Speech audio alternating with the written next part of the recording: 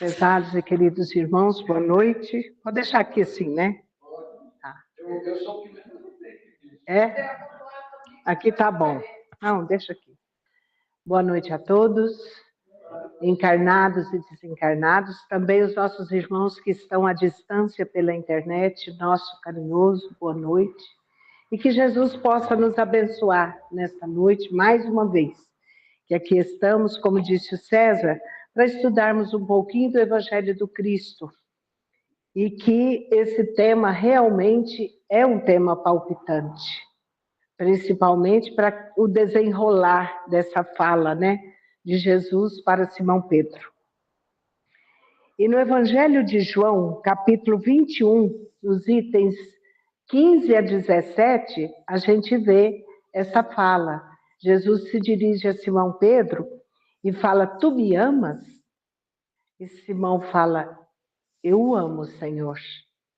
E ele novamente repete, mas tu me amas? Ele outra vez responde, sim, Senhor, eu o amo. E pela terceira vez, tu me amas, Simão?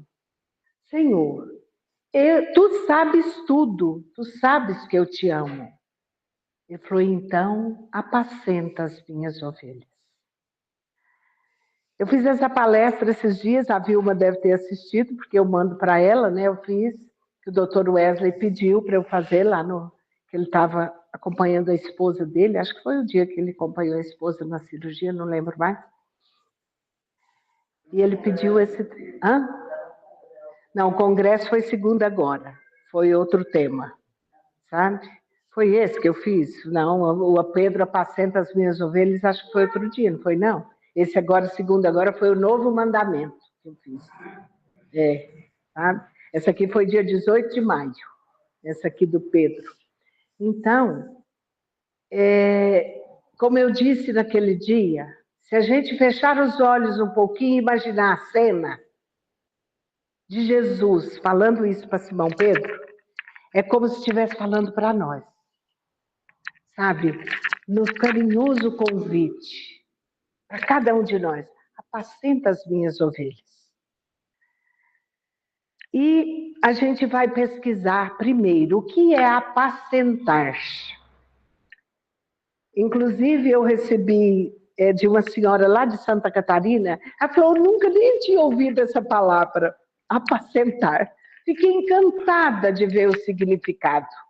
Porque no dicionário a gente encontra que apacentar é cuidar, educar, guiar, conduzir, doutrinar e o último significado que eu anotei, que eu amei, nutrir. Todos nós queremos ser nutridos, nutridos de amor, nutridos de paz, nutridos de confiança, nutridos pela saúde, para a saúde nossa. Todos nós queremos essa nutrição. Então, eu gostei demais dessa colocação que eu encontrei. E aí, no Evangelho de João tem isso. No Evangelho de João, capítulo 21. Mas aqui no Fonte Viva, que todos sabem, quem me conhece sabe o quanto eu aprecio Emmanuel. No capítulo 19, diz, apacenta. E diz assim, apacenta as minhas ovelhas. Jesus, em João capítulo 21, versículo. Nossa, está fugindo essa palavra versículo, eu só lembro de item. Versículo 17. Então, Emmanuel vem traçar aqui os comentários sobre esta passagem do Evangelho. Ele diz o seguinte, significativo é o apelo do divino pastor ao coração amoroso de Simão Pedro para que lhe continuasse o apostolado. Observando na humanidade o seu imenso rebanho, Jesus não recomenda medidas drásticas em favor da disciplina compulsória. Nem gritos, nem xingamentos, nem cadeia, nem forca, nem chicote, nem vara, nem castigo, nem imposição, nem abandono aos infelizes, nem flagelação aos transviados, nem lamentação, nem desespero. Pedro, apacenta as minhas ovelhas. Isso equivale a dizer, irmão, sustenta os companheiros mais necessitados que tu mesmo. Despertando para as vibrações. Não te desanimes perante a rebeldia, nem condenes o erro, do qual a lição benéfica surgirá depois. E nós somos imediatistas, né? Quando a gente vê um irmão de caminhada cometendo algum engano, prefiro falar engano, a gente aponta o dedo, esquecendo que nós talvez fazemos igual ou pior, não é? Então, não te desanimes perante a rebeldia, nem condenes o erro, do qual a lição benéfica surgirá depois, no futuro, talvez noutra encarnação. Ajuda ao próximo em vez de resgatá-lo. Educa sempre. Revela-te por trabalhador fiel. Sê exigente para contigo mesmo e ampara os corações enfermiços e frágeis que te acompanham os passos. Se plantares o bem, o tempo se incumbirá da germinação, do desenvolvimento, da florescência e da frutificação no instante oportuno. Não analises destruindo. O inexperiente de hoje pode ser o mentor de amanhã. Alimenta a boa parte do teu irmão e segue para adiante. A vida converterá o mal em detritos e o Senhor fará o resto. No livro Boa Nova, se eu não estiver enganada, é no Boa Nova. Tem uma passagem onde fala que Marta chegou para Jesus e falou: eu estou cansada, porque Maria não me ajuda em nada. Eu é que tenho que... É no Boa Nova, viu? É, não é? Você está aí sorrindo. Maria não me ajuda em nada, ela só fica aos pés do Senhor te escutando. Eu é que tenho que cuidar de tudo sozinha, eu estou cansada. Reclama Marta com Jesus. E Jesus disse para Maria, para Marta, Maria escolheu a boa parte. Simples assim. Quer dizer que era ouvir o mestre, ouvir os ensinamentos. Quantos de nós temos preguiça de sequer pegar um livro para ler? De fazer um estudo? Muitos de nós somos assim. Esquecendo que para nós nutrirmos o nosso irmão de caminhada, nós precisamos adquirir o quê? Conhecimento. Não é? Porque através do conhecimento é que eu vou me educando, me modificando para eu ter condições de auxiliar. Ninguém nasce sabendo, não é? Nós temos, graças a Deus, pela misericórdia divina, um grande conhecimento do passado, mas é preciso que nós colaboremos agora para ir aflorando no corpo físico. Por quê? Porque a gente esqueceu. Tudo aquilo que conheceu vem o véu do esquecimento, né? Na atual encarnação. Então, nós precisamos oferecer condições para ir relembrando devagarinho, para que seja jogado para nós, na nossa memória física, a nossa memória espiritual. E isso depende de nós.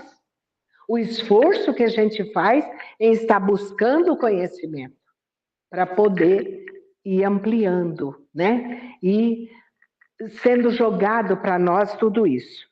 Mas aí a gente vê nessa mensagem Emmanuel falar tudo isso e a gente observa.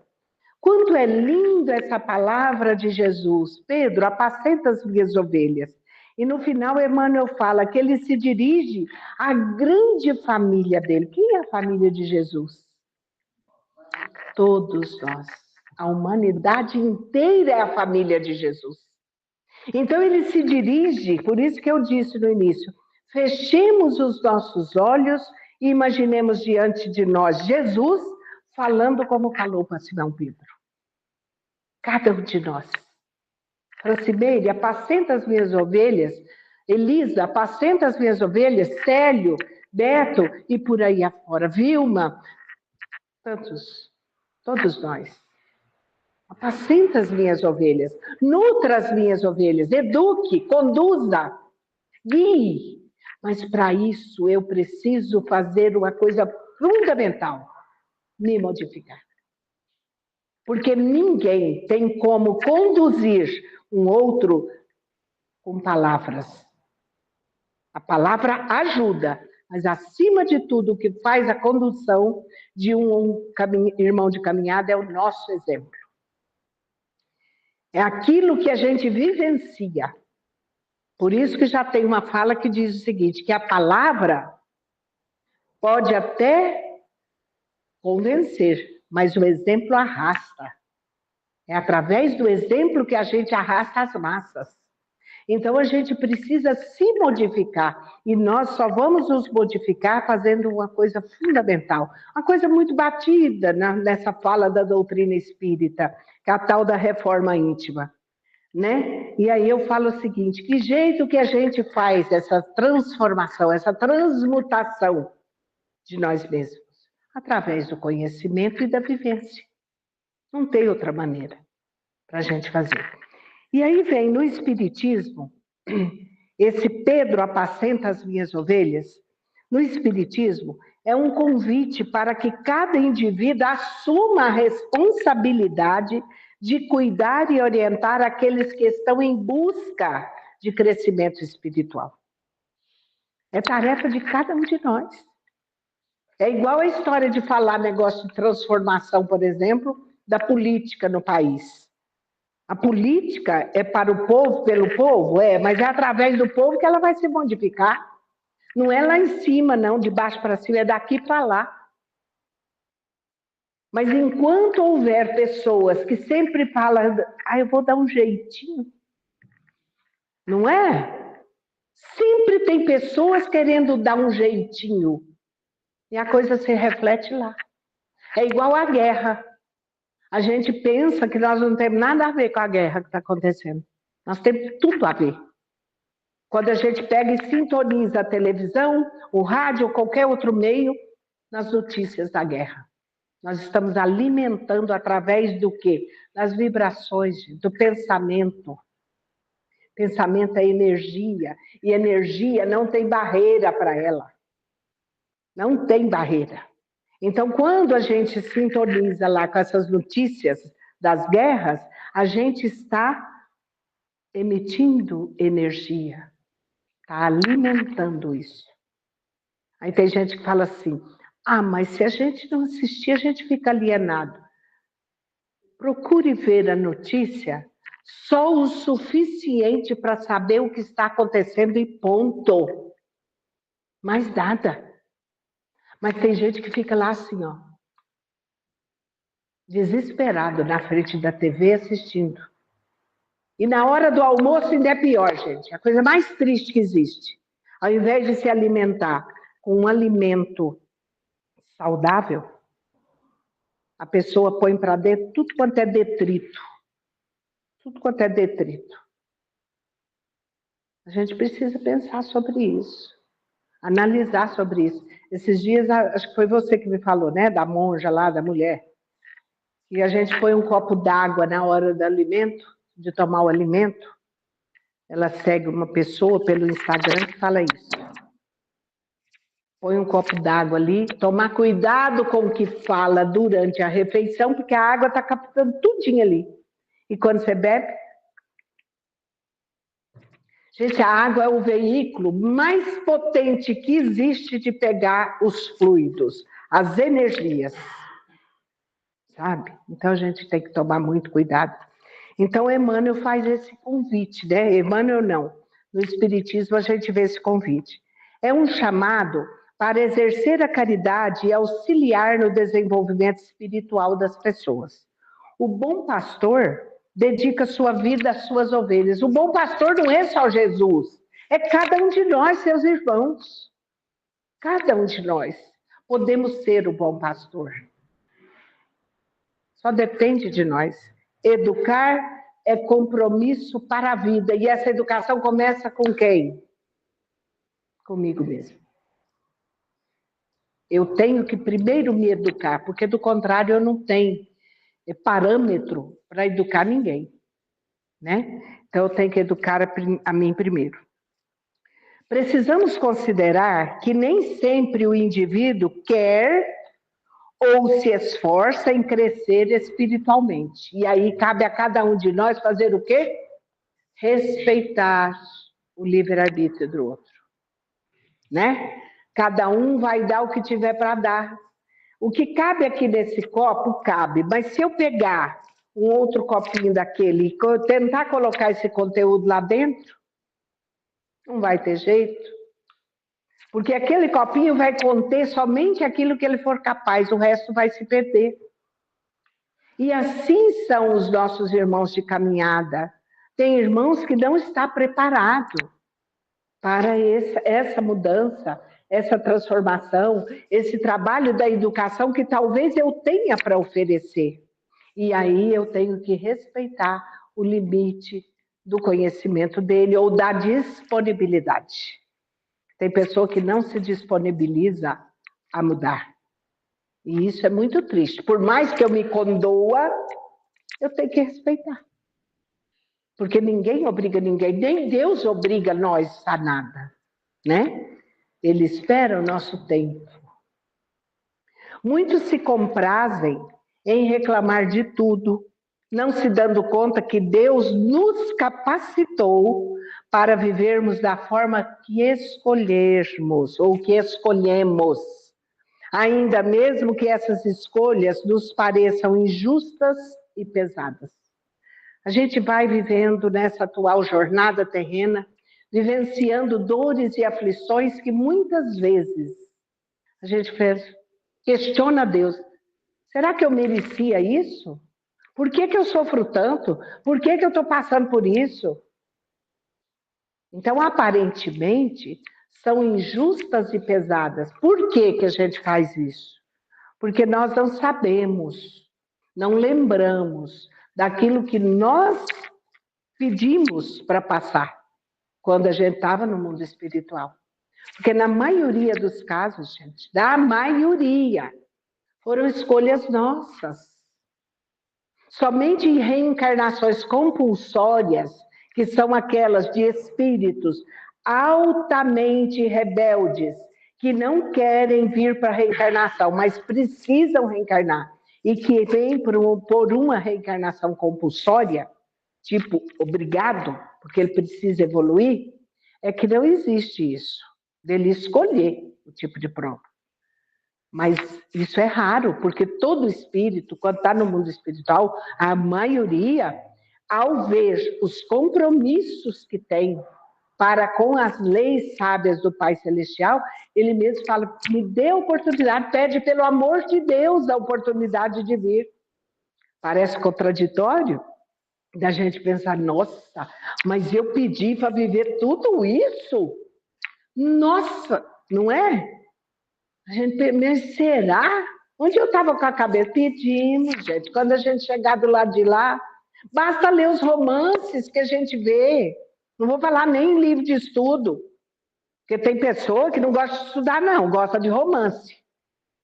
Mas quem tem olhos de ver, observa que muitos romances ensinam e ensina muito. Certo? E aí basta observar. Os espíritos pedindo pelo amor de Deus. Querem vir e vir. Gente, a coleção de os romances históricos de Emmanuel, ver Alcione em Renúncia, né? Quanto sofrimento,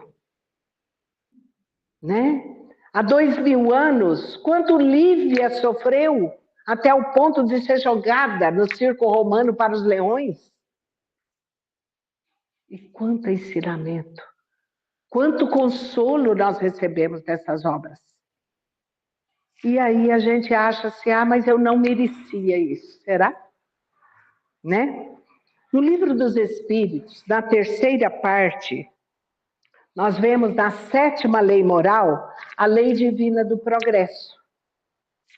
Então a gente observa que, da mesma forma que nós temos observado o progresso da Terra, e quanto progresso nós temos observado, né? Quanta coisa boa acontecendo.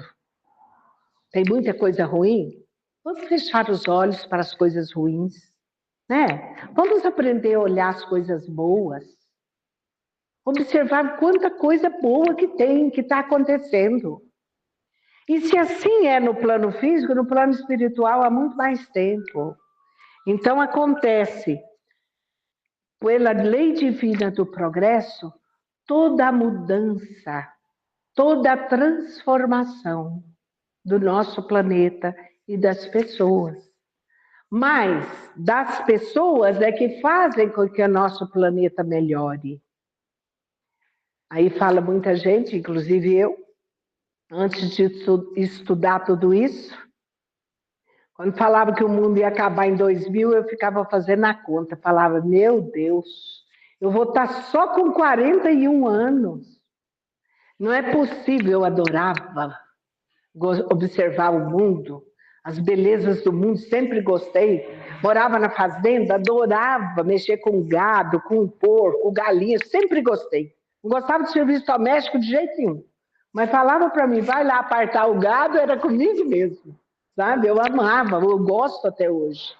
Então, eu olhava para tudo e falei, mas gente, o mundo vai acabar no ano 2000, não é possível.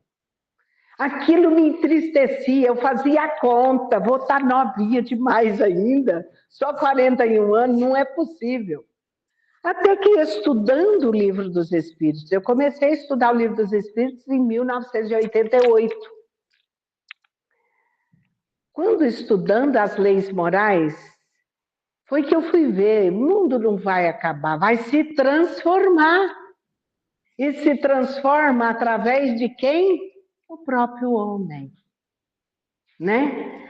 Muitas vezes estão acontecendo muitas coisas por ações errôneas do homem, né? Com o meio ambiente, por exemplo.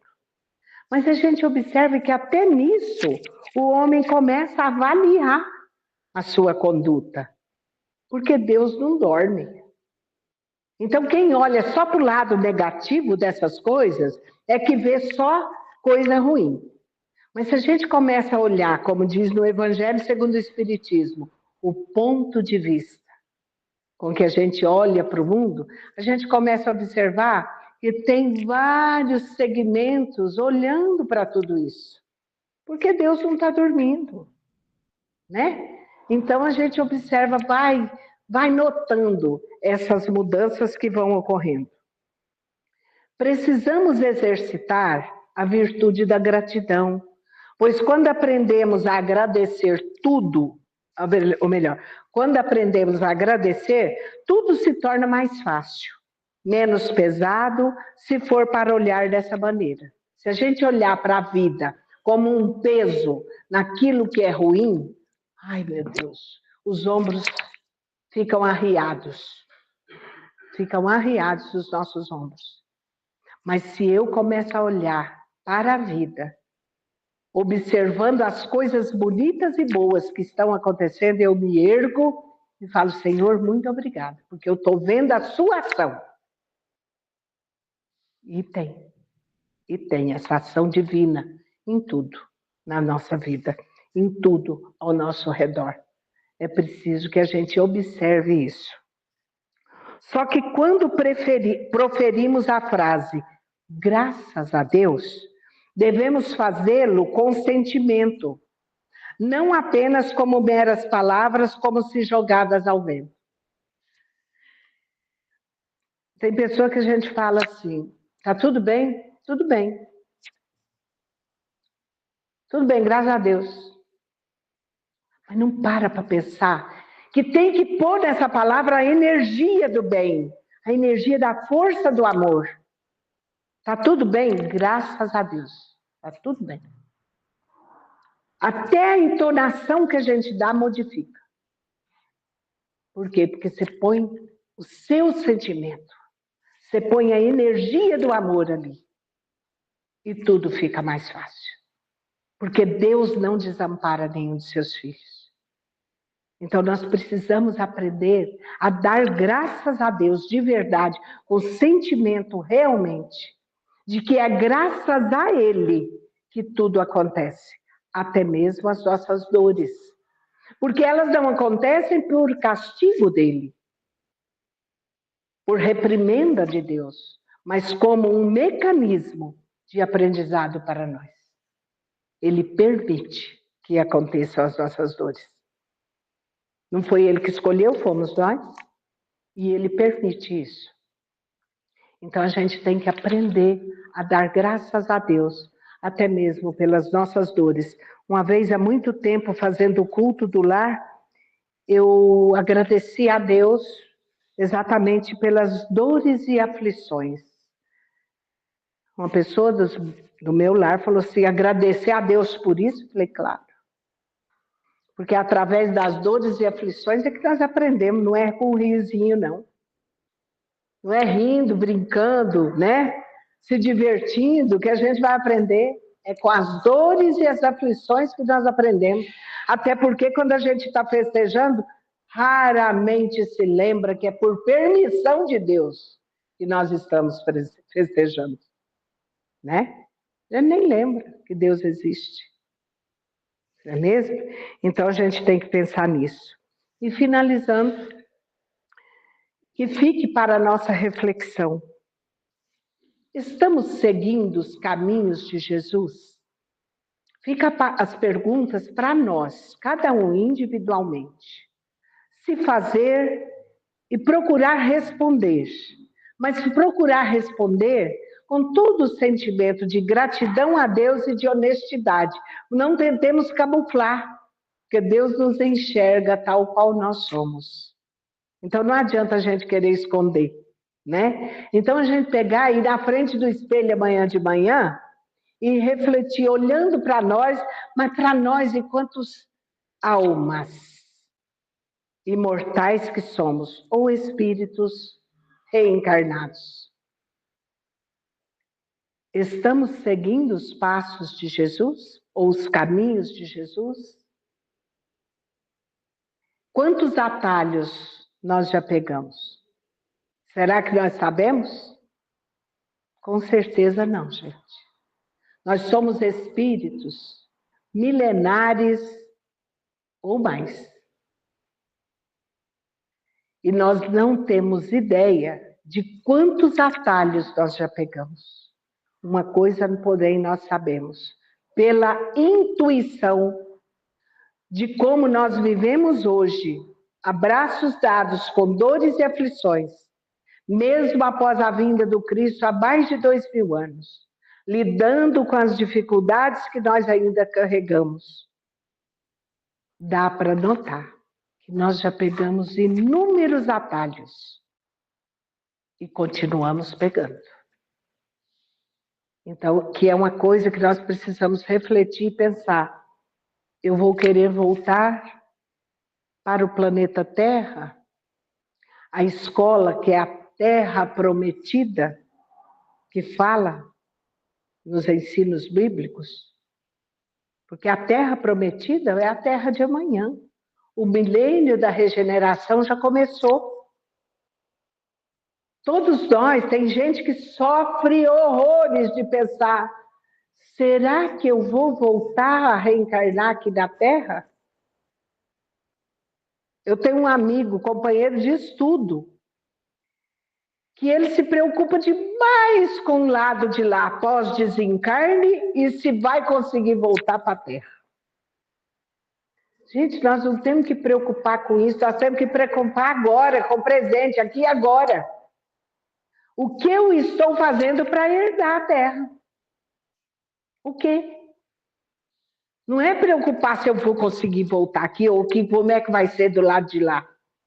Esse amigo meu, o dia que eu ouvi falar aqui, lá do lado de lá, toma só uma sopinha rala, ele quase desencarnou.